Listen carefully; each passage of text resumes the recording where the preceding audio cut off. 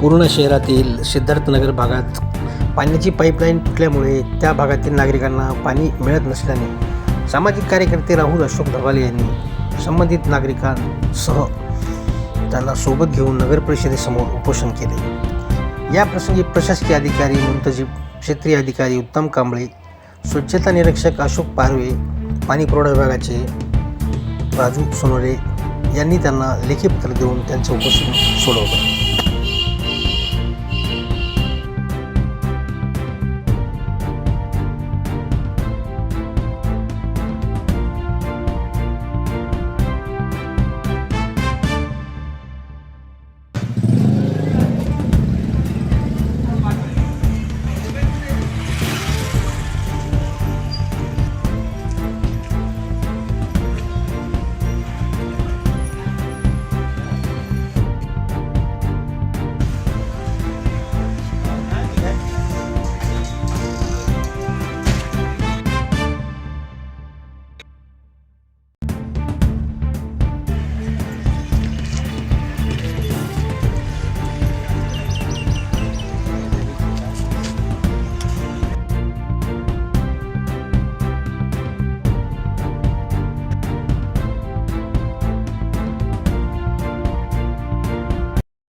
आज आपण नगर परिषदेसमोर उपोषण सुरू केले, काय विषय आहे?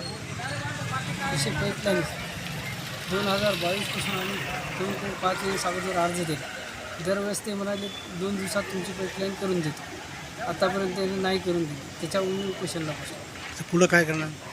जर त्याने मागण्या मान्य नाही केला तर आम्ही उपोषण चालू ठेवू। आमरण उपोषण आहे।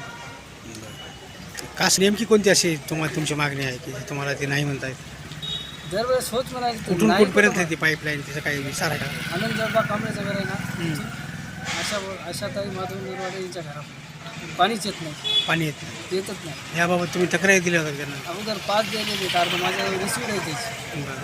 तारखेनुसार। त्या तक्रारीवर त्यांनी काय उत्तर दिलं का तुम्हाला? नाही, काहीच दिलं। दरवेळेस एवढंच म्हणतात करतो 2 दिवसात, ते नाही केली आतापर्यंत। काय इशारा असेल? आमरण उपोषण इशारा काय देणार नगरपालिकेवर? करावंच लागणार।